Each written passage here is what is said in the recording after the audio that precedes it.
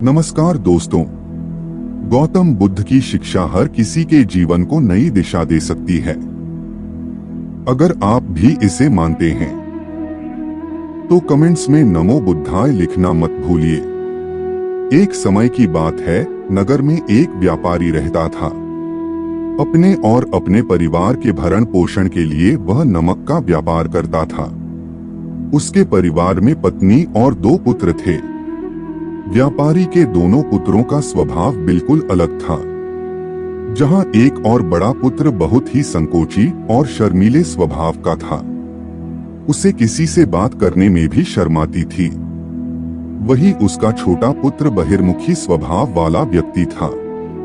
वह किसी से भी अपनी बात कहने में कभी संकोच नहीं रखता था। लोग अक्सर बड़े पुत्र को भोला और बेवकूफ समझते थे। कई बार लोग उसके भोलेपन का फायदा भी उठा लेते थे और वह पलटकर कभी किसी को कुछ नहीं कहता था। व्यापारी अपने पुत्र के इस स्वभाव के कारण बहुत अधिक नाराज होता था। बातचीत न कर पाने और शर्मीले स्वभाव के कारण व्यापारी ने कई बार अपने पुत्र की पिटाई भी कर दी थी।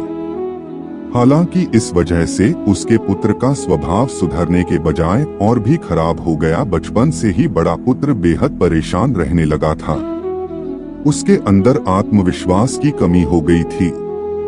परीक्षा में वह आते हुए प्रश्नों के उत्तर भी अपने डर के कारण नहीं लिख पाता था। इस कारण उसकी शिक्षा भी ठीक ढंग से नहीं हो पाई। बड़ा पुत्र जब युवावस्था को प्राप्त हुआ तब व्यापारी ने उसे अपने साथ व्यापार में हाथ बटाने को कहा।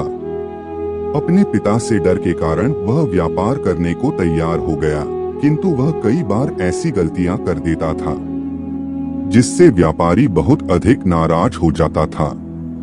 एक दिन व्यापारी किसी दूसरे काम के कारण शहर गया हुआ था। उस समय उसकी दुकान पर बड़ा पुत्र बैठा हुआ था। तभी कुछ लोग आए और उन्होंने बड़े पुत्र से कहा कि हमें तुम्हारे पिता ने भेजा है। उनका यह संदेश है कि इस समय दुकान में नमक की जितनी बोरियां रखी हुई है वह सब हमें दे दो। उन्होंने नमक की सभी बोरियों को शहर मंगवाया है। व्यापारी का पुत्र उनसे प्रश्न पूछने की हिम्मत जुटा ही रहा था कि वे दोनों आदमी दुकान के अंदर घुस गए और दुकान में जितनी भी नमक की बोरियां रखी थी सबको तांगे में रखा और लेकर चले गए। व्यापारी के पुत्र ने उन्हें रोकने का प्रयास किया, किंतु संकोच और शर्मीलेपन के कारण वह उन्हें कुछ कह नहीं पाया। उसने मन ही मन सोचा कि यदि मैं इन्हें नमक ले जाने से रोकूं तो पिताजी मुझ पर नाराज होंगे।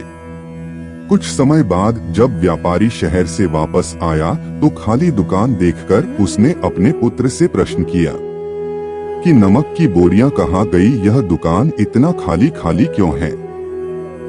तब बड़े पुत्र ने धीमे स्वर में कहा कि कुछ लोग दुकान पर आए थे और उन्होंने मुझसे कहा कि आपने नमक की बोरियों को शहर मंगवाया है, और दुकान में से सारी बोरियों को निकाल कर लेकर चले गए। व्यापारी ने अपना सिर पीट लिया। उसने अपने पुत्र को दुकान से धक्का देते हुए कहा कि तू मूर्ख का मूर्ख ही रह जाएगा। वे लोग तुझे बेवकूफ बनाकर सारा सामान ले गए। तुमने मेरा बहुत भारी नुकसान करवा दिया। यहाँ से दूर भाग जाओ और घर वापस मत आना। यदि तुम वापस आए तो मैं तुम्हें पीट पीट कर सीधा कर दूंगा। व्यापारी का बड़ा पुत्र इस बात से बेहद दुखी हुआ। एक बार फिर उसके शर्मीले स्वभाव के कारण उसके पिता उससे और अधिक नाराज हो गए। साथ ही व्यापार में भी इतना नुकसान हो गया। उस समय नगर के सभी लोग व्यापारी के पुत्र पर हंस रहे थे और उसका मजाक बना रहे थे। उसे बहुत अधिक शर्मिंदगी महसूस हो रही थी। यही वह समय था जब उसने सोच लिया कि अब उसके जीवन में कुछ भी ठीक नहीं हो सकता है। वह सदैव मूर्ख का मूर्ख ही रह जाएगा और इस समाज में रह रहे लोगों के साथ कदम से कदम मिलाकर कभी नहीं चल पाएगा। व्यापारी का पुत्र नगर से बाहर आ गया और एक नदी के किनारे बैठकर खूब रोया। गहरे पानी को देखकर उसके मन में विचार आया कि अब उसके जीवित रहने का कोई फायदा नहीं है। उसने सोच लिया कि आज वह इस नदी में डूबकर अपने आप को समाप्त कर लेगा। असफल जीवन जीने से अच्छा है कि वह स्वयं को समाप्त कर ले। उसने जैसे ही नदी में छलांग लगाई, एक बौद्ध भिक्षु ने उसे बचा लिया और नदी से बाहर निकाल कर ले आए। व्यापारी का पुत्र बौद्ध भिक्षु पर नाराज होने लगा और कहने लगा कि तुमने मुझे क्यों बचाया, मैं इस असफल जीवन को जीना नहीं चाहता। बौद्ध भिक्षु ने उसे समझाया कि जीवन एक ही बार मिला है और यदि तुम जीवित ही नहीं रहोगे तो असफलता को खत्म करके सफल कैसे बनोगे। तब व्यापारी के पुत्र ने कहा कि मेरे जीवन बहुत अधिक समस्याएं हैं। यह सभी समस्याएं मेरे संकोची और शर्मीले स्वभाव के कारण हुई है। मैंने अपने पिता का नुकसान करवा दिया। मैं एक अच्छा पुत्र नहीं हूँ। अपने स्वभाव के कारण मैं शिक्षा ग्रहण भी नहीं कर सका। यह सारा संसार मुझे मूर्ख समझता है। क्या किसी मूर्ख को इस संसार में जीने का अधिकार है? तब बौद्ध भिक्षु ने कहा कि तुम्हारे इस प्रश्न का उत्तर तो मेरे गुरु ही देंगे। चलो मैं तुम्हें मेरे गुरु से मिलवाता हूँ। व्यापारी के पुत्र ने कहा कि वह किसी से बात नहीं करना चाहता। आज वह अपना जीवन समाप्त कर लेगा, किंतु बौद्ध भिक्षु के बार बार समझाने के बाद वह उनके साथ जाने और उनके गुरु से मिलने के लिए तैयार हो गया। बौद्ध भिक्षु व्यापारी के पुत्र को आश्रम की ओर लेकर गए। वहां पर व्यापारी के पुत्र ने देखा कि एक व्यक्ति पेड़ के नीचे ध्यान मग्न बैठे हुए हैं।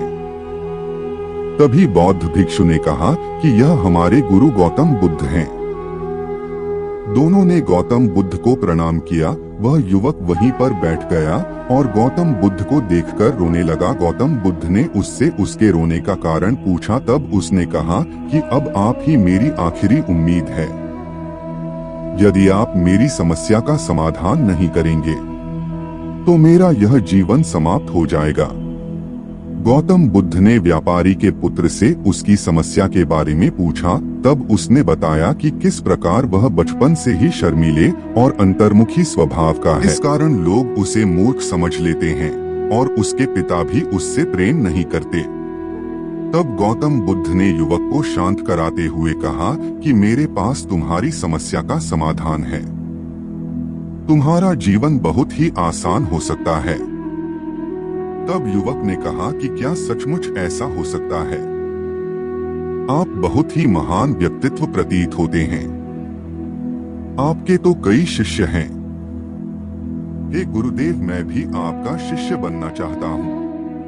क्या आप मुझे अपने शिष्य के रूप में स्वीकार करेंगे? गौतम बुद्ध ने कहा कि हाँ, अवश्य। युवक ने कहा कि ठीक है गुरुदेव, अब मुझे वह उपाय बताइए जिससे कि मेरा जीवन बदल जाए।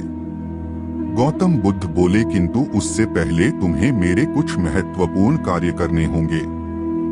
यदि तुम मेरा यह कार्य करो तब मैं तुम्हें कुछ ऐसे उपाय बताऊंगा जिनके कारण तुम्हारे जीवन में सब कुछ ठीक हो जाएगा और तुम्हारे पिता भी तुमसे प्रसन्न रहेंगे।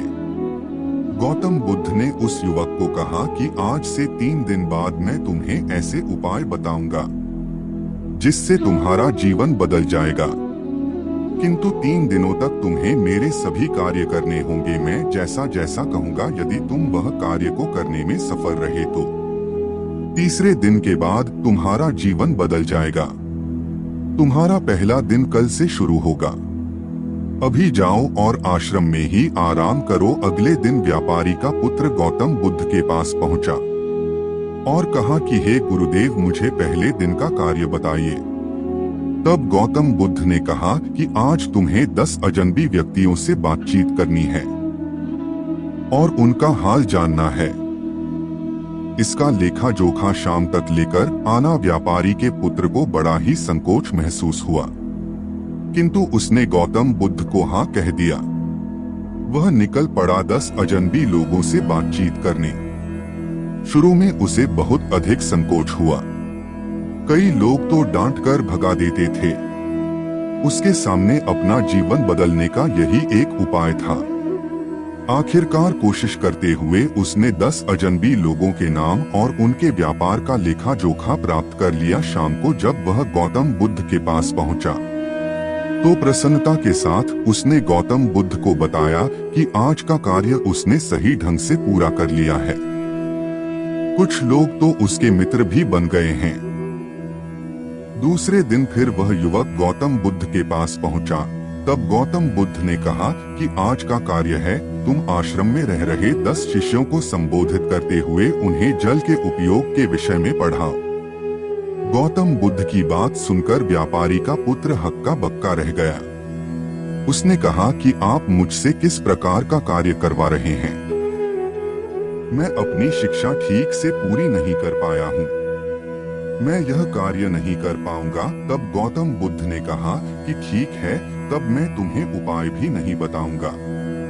व्यापारी के पुत्र ने प्रार्थना करते हुए कहा कि आप जानते हैं मेरी शिक्षा अधूरी है, फिर मैं किस प्रकार बालकों को शिक्षा दे सकता हूँ?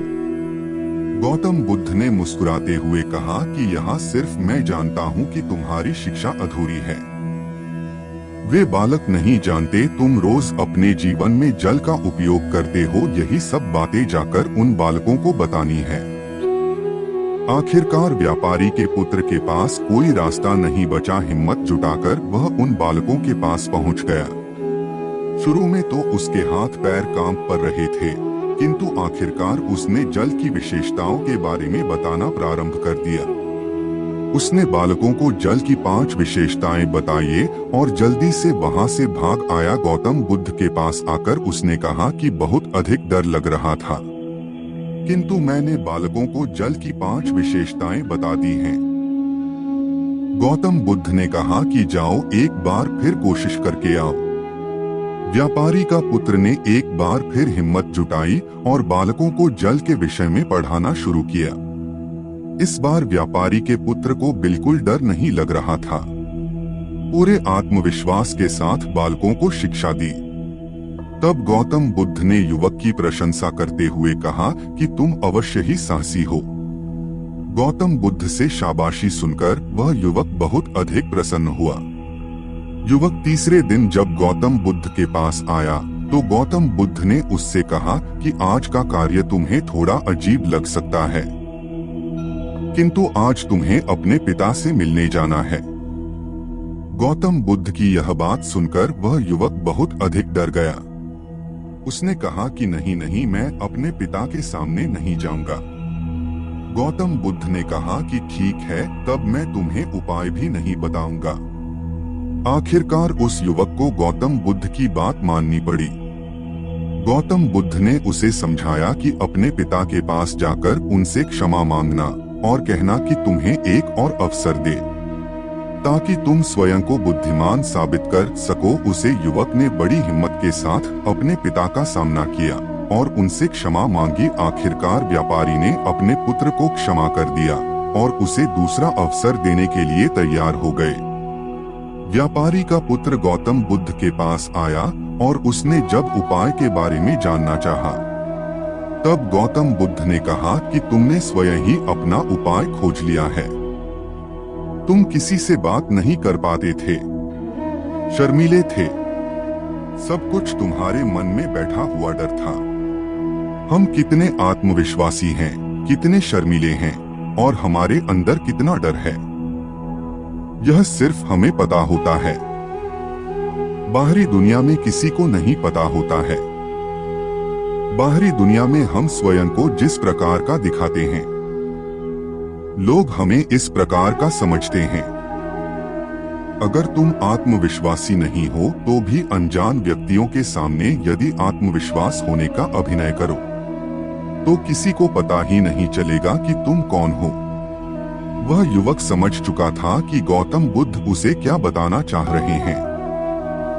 गौतम बुद्ध को धन्यवाद किया और उनसे वादा किया कि वह जीवन में सफल होकर दिखाएगा।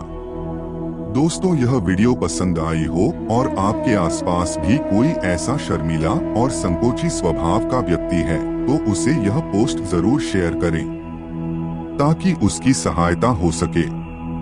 धन्यवाद।